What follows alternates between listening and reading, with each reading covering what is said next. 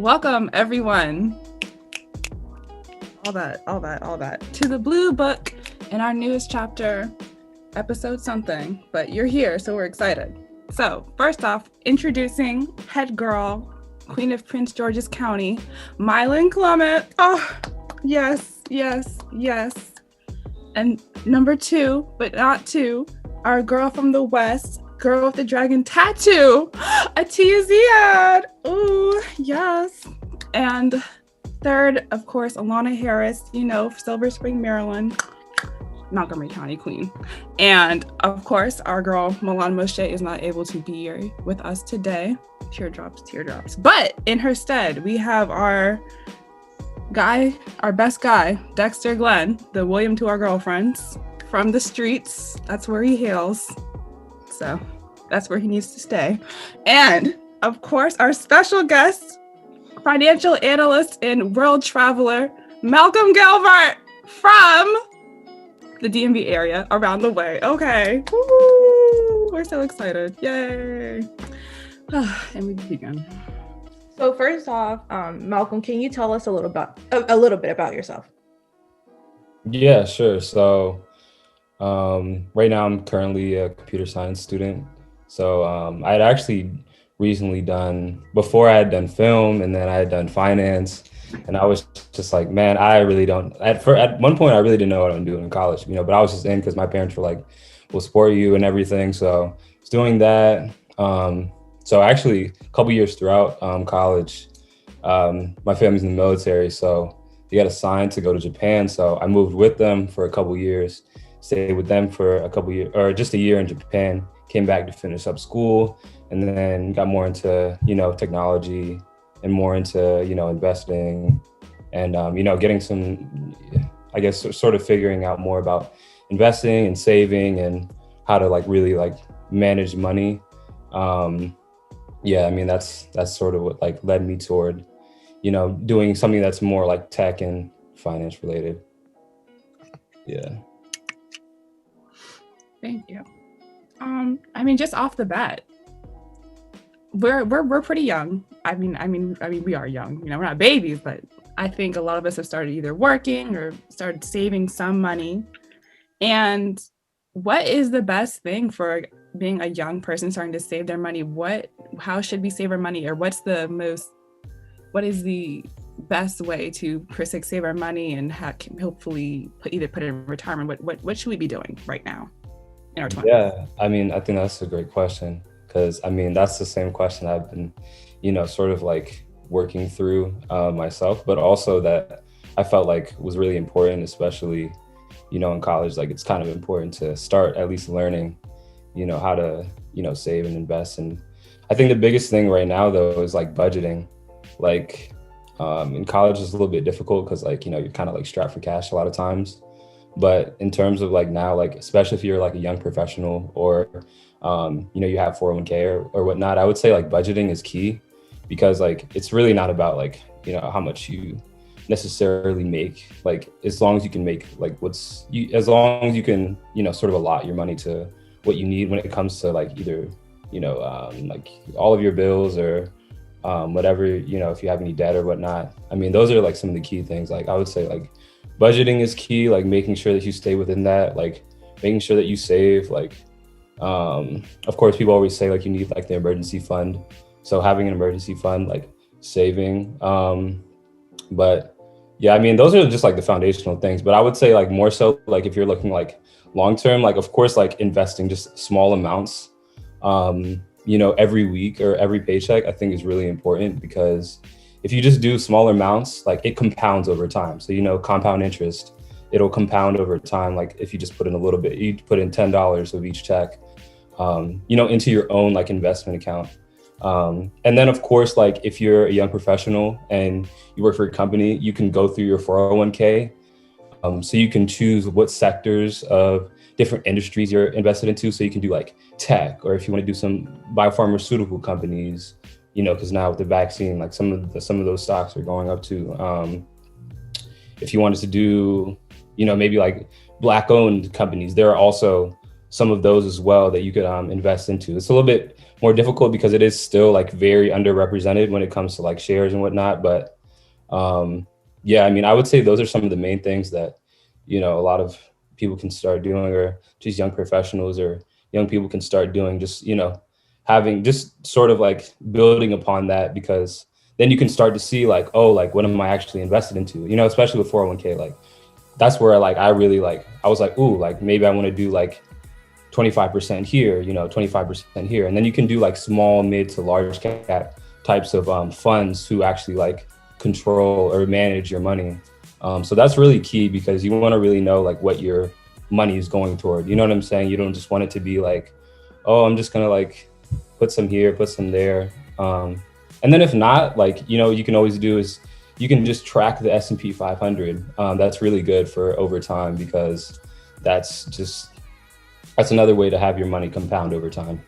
So those are some of the main ways I would say in terms of like investing. And then, you know, budgeting and saving, that's all pretty relative. But I would say in terms of investing, yeah, those are some of the main things like that. And then some of the apps that you can use are like, you know, of course, like Robinhood now. I would say even Acorns is really good, because Acorns, what it'll do is pretty much it'll round, like, let's say you do like they have a roundup feature. So every dollar or every purchase that you spend, let's say it's like 2036, right? So that extra, what is that? 67 cents, or I'm getting my math out, 77 cents, whatever rounds up to the next dollar, that amount is going to go into the investment account automatically. So I think that's a big part too, like automating your bills, automating your investing, your savings. That's really key, because it's hard to do it, you know, if you're like always consciously thinking of it. But like if it's just automatic, then it'll just be sort of like deducted from like your pay and whatnot. So yeah, but yeah, those are some of the main ways. Currently right now I'm using Acorns and Robinhood. So like my question for you is, first I've started with Acorn like during my early year. Well, it was like early last year. And then this year I've been more active on Robinhood. What kind of things am I looking for when like deciding which company I'm supposed to be investing in? Like the when, the how, the what, the who, like all of that. Like how do I know when is the right time to invest in a specific company or area? Mm-hmm. Right. So, I mean, I think that's pretty relative to, I guess, what type of investor you are. Are you someone who's like, who just wants to like buy it at the right time and then sell it at the right time? Are you someone who wants to, you know, buy it now, hold it for years? You know, and that's sort of like one thing that, you know, I think is really important too. It's like, sort of like, you want to do like more like short-term investing or like longer-term investing. So I would say that's like a key thing to think about too, like sort of like what your investment sort of like perspective is.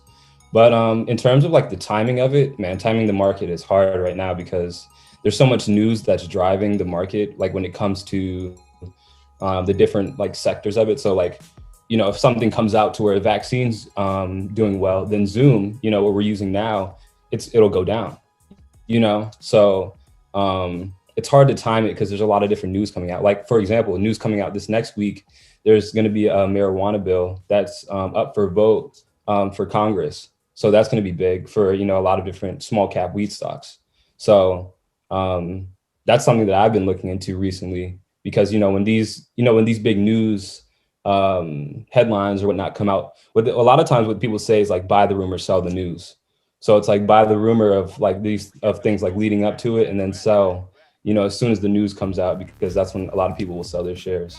That's just one strategy. But yeah, more generally, like it really is about sort of like what you see for yourself is investing. But I would say definitely like look for emerging industries and like things that you think are untapped are really good, because let's say like, for example, Beyond Meats, they recently came out, I think the last year or two. That's really good, because Beyond Meats is, you know, maybe 1-2% of all Americans are vegetarian, vegan. So Beyond Meats is a good one. In terms of like an untapped industry, that's a good one. Like cannabis companies, those are also good ones, because those are sort of untapped. You know, a lot more states now are starting to enforce or, decriminalize, different drugs. So I would say some of those are good too. But yeah. So I mean, it's really just looking into, what you see as emerging industries or things that you think are sort of like will grow over time, That was a great answer. I don't know. I like that. Buy the rumor, sell the news. Yeah, that's one of the biggest like things that they have in like the, I guess, like market community. That's a pretty big one, because I mean a lot of that happens a lot of the time when, it'll be like, like recently Tesla, recently Tesla, like when they did their stock split, like it'll go up, right? And then literally the next day it'll go down, like whenever the news comes out. Or for example, like biopharmaceutical companies, now with the vaccine, it's like almost every week, like Pfizer is in their next phase, or Gilead or AstraZeneca, all these biopharmaceutical companies are in their next stage of like vaccine development.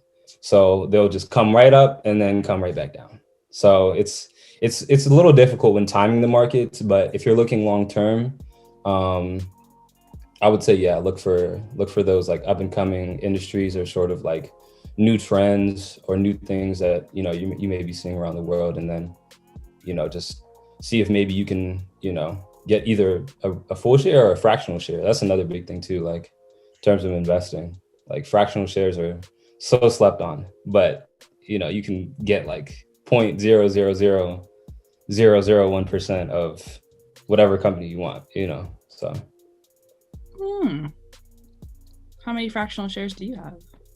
You don't have to discuss that, but no. Yeah, I mean, I don't have as many fractional shares. I kind of like to like, especially now, like a lot of the bigger companies, I feel like we're sort of in a tech bubble right now. So that's another thing to look out for too. Like as soon as the market crashed earlier this year, it came right back up, and now we're going even higher. So now it's like, okay, like when do we get a pullback, or when is all of this greed in the market going to start to shift over to fear? Like those are like two of the main emotions that come with it. And that's sort of like how generally the market will shift direction. But yeah, so I think with that, yeah, like it's something to watch out for sure. I don't know if that really answered your question, but yeah, I would say like, I mean, fractional shares, like again, like it really depends on, like what type of investor you are. So if you just want to grab like, something long-term like Apple, you have $10, like you can get 10% of Apple. So I would say those are good, like companies that are going to be around for decades, because this is like, most people are investing not short-term. Most people are investing for decades, so you want to have that really bigger picture, and like, that frame sort of mindset. Okay. So, well, this question is from Milan. What is a good starting amount to invest? What is a good starting amount to invest? Man, that's another difficult question. It's a good question, because I mean, it's again, like I think it's not as necessarily about like the amount, but more so the consistency. So you want to make sure that you're like doing it on a regular basis, and not like like, yeah, you can put some, of course you can always put a certain amount into an account, but I think what's more important, because of how, compound interest works over time, is that you're doing it consistently. So you're doing it once every week or every time you get paid, like, and it's just consistently over time. And you can start off with smaller amounts and then graduate, to bigger and bigger amounts. But yeah, I would say that's honestly like way more key in terms of growth over time, as opposed to like what your starting amount is. And starting amount too, like that can go with, if you wanted to maybe track an ETF or like an exchange traded fund, which is pretty much like a basket of stocks, like you could go ahead and do that. Like that, I think that's a great way of just like putting like a certain basket amount, or like, let's say you have like $500 or $1,000 that you want to put into a certain fund or something like that. Instead of having a mutual fund or someone like, manage your money, you have to pay negotiation fees, you have to pay interest over time. Just track the S&P 500. That's at least, 7 to 10% of your money every year, and then it compounds over time. So I would say, yeah, looking into those index funds, that's what they're called more generally. So, yeah. Can you explain dividends and how does that affect the buying and selling of stocks? Yeah, sure. So dividends is when you're invested into a certain company. Since you're invested in that company, you're a shareholder, so you own a portion of the company. So they'll give you a certain portion of their profits, either every quarter or every year, and that's sort of the gist of dividends. And then that's another good thing to look into, though, because that's something, if you're a long-term investor, like you want to have something with a high dividend yield, or something that, or companies to where like they'll be paying you out pretty regularly. I know one of my professors, what he used to do is just trade companies, like buy and sell companies based upon their dividend yield. So he would just get in for them for when he knew that they would pay out their dividends. He would do that and then get out, as soon as he got paid. So, I mean, that's one way of doing it. And I think that's another good strategy too. I mean, he was doing it pretty regularly, and it's something that was, that I personally had never done, but he was just like, yeah, I just do dividend buys. Like, I'll just buy it like whenever the dividends are about to come out or before it, and then sell it when, after I get my dividends. I'm like, hey, if you're making money, you're making money. So way of approaching dividends. But more long-term, like, of course, like you want to look into companies that have like a good dividend yield so you want to look into, and I mean, that goes along with research and stuff like that. But I would say like that's another like very like surface level thing that you can look into, like dividend yield for every company that you're invested in. Yeah. For investment. And then that'll be like a certain like amount of money. Sorry, Alana, sorry to cut you off. Let me just finish. That'll be like a certain amount of money based like how much you have invested. So maybe they'll do like a few cents on the dollar, that you're invested, or like per share, they'll give you a certain amount, percentage. I don't remember what I asked. I don't remember. But that was, listen, Malcolm, I think you'd be a very good professor. I think in later years, like later. I don't know, but I think you should consider professorialship. I think that's something. Yeah, or just be. This was fun. Let's see where I now. Really quickly. I think just outside investing, or not, it's not outside, it's still there. I think one thing I feel like a big floating mystery is this whole Forex thing. I mean, can you add some demystification to it? Because I feel like one thing about a lot of us, like, we always see people posting of like, oh, join our team, do this, and join Forex, and they say, oh, what is it? And you said, oh, we can't tell you officially. Like, I mean, and you, like, what is it? Explain it to the lays. What is that? Okay, so from what I know, I don't trade Forex, but from what I know about it, you're just trading currency pairs. So you're trading certain currencies. So let's say like the US dollar in Great Britain, or the US dollar in yen.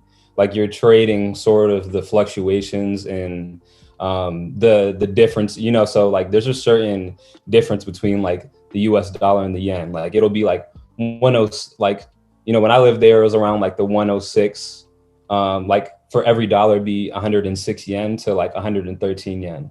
So those little fluctuations, like all of that, like that spectrum, I think that's what a lot of people are getting. It's like the currency pairs, and that's more like technically what I know about it. In terms of like the actual structure of when people are like promoting it, I think that's one thing about Forex that's pretty big in the Forex community. Like, you want to recruit other people to be a part of your group, or you want to recruit other people to like be a part of your team, because that I think that benefits you in a way. Like, there's an incentive to do that. So I think that's a big reason why you always see it being promoted and not as much like the education of it or like the information of it. I think it can be, but it's, with foreign exchange, it's like you would have to watch exchange markets in other countries as well. So you're not only watching US, but let's say like Great Britain, 8 hours away, Japan, 13 hours away. Like it's the markets are not moving at the same, like the foreign exchange market is moving together, but the markets itself, they're not moving on the same caliber or the same, you know what I'm saying, the same time. So it's a little strange how that works. I'm honestly not the person to ask about Forex, but from what I do know about it, in terms of like how, they're trading currency pairs, yeah, it's definitely something that if you don't know about it or like it's something that you're not willing to like dedicate yourself to, it's just, I think it's one of those like investments that can go bad quickly if you're invested in the wrong thing. But also I'm sure it could go well too. Like I see people on Instagram and things like that being able to promote and bring other people in. I know some people who do it, but it's just a lot. It's a lot of stress. I mean, any way that you like manage money is stress, but yeah, that's definitely like a different type of stress. So yeah, I mean, that's the basis of what I know about Forex. Honestly, like I don't know too much more about it because I mean, I tried to get into like they're talking about pips and they're talking about, pairs, they're talking about lot sizes. I'm like, that goes way above like what just like stocks or like options are. So Thank you. I think I'll stick to my S&P 500. Let's see. Marlene, any more questions? Well, I was just wondering, like, how do POC people like stay motivated while investing and not thinking of the now, but thinking of the future? Because it's hard saving, like for people, it's hard to budget. It's hard to think about maybe my kids will be able to have this when I might not be able to enjoy a certain amount of money for some people, depending. But I see for my peers and for my family, not my immediate family, but a lot of my cousins, investments are not necessarily something that they're interested in, and they just want maybe the newest. Okay, I'll use PS5. They want the PS5. They want the new sneakers, and we're getting close to the like Christmas holiday, Hanukkah holidays. Yes, and people are giving gifts, and sometimes we're not thinking necessarily about what happens after, or that we could have put a little bit of money aside for savings. So what would you say to our viewers or people our age or people of BIPOC to like save? Yeah, I mean, it's really difficult, especially if you have a family or you have a lot of obligations. And yeah, I mean, it's difficult to save at times. And that's where I say, like in the beginning, where I was saying like budgeting is important, because maybe you can't save or invest, but you can budget. If you have a certain amount of money, or you're putting it towards certain things, you can budget. So I mean, I think that's big. And then also, I mean, it's hard, because different people have different ideas of what they want, when it comes to holidays or just in life in general. So it's kind of a trade-off sometimes, because you will have to give up certain things or sacrifice certain things to be able to save or to be able to invest. It's not very, especially in the beginning stages. I would say I'm still a beginner like investor or saver, and I mean, it's still like you definitely have to sacrifice and give up some things in order to for down the line for you to have a decent savings account or a decent investment account. So yeah, I mean, I think that's the biggest thing. It's just like trying to cut down on expenses or things that you don't really need, and I think that's hard, because it's just like there's so many things that we want, or so many things that feel so right at the time, but it's just like in the bigger scheme or like the bigger, you know, picture, like it maybe not be like important. So I think that's one very big thing that, you know, should definitely be more up there on the information ladder, like, or just like when it comes to spreading information about it, like it's you will have to sacrifice, you know, something in order to have money for savings or have money for investing. Um, but and that's where I say budgeting comes in. Like you really have to budget and just make sure that, you know, that you're trying to like make sure that you just do what you need. Maybe save a little bit here and there, but yeah. So I mean, and that, and going with that too, like that gets into bigger ideas of like what, like how, like the quality of life, you know. So yeah, I mean, it really, that's another thing. It's pretty what's the word, subjective when you come person to person. I would say objectively, like, yeah, you that's one way that you can start, you know, at least just budgeting, or at least, you know, tracking, you know, where your expenses are at. Maybe not going out as much, maybe not you know, buying as many of the more you know, expensive things. So just, you know, small things here and there, just keeping up with it. I think that's a big thing too, like making sure that you're tracking it. Like that's a big thing. Just looking at it once a week. You don't have to look at it all the time. Like look at it once a week. Like look at your bank account statement once a week. Yeah. Look at, you know, what your expenses are once a week. Look at what your bills are once a week. You know, just the consistency of it, again, like is important, so that you can really start to like develop and grow with, you know, with your habits, like your money habits. So Thank you. That was, I don't know, I feel like 10 times smarter. Do we all feel smart?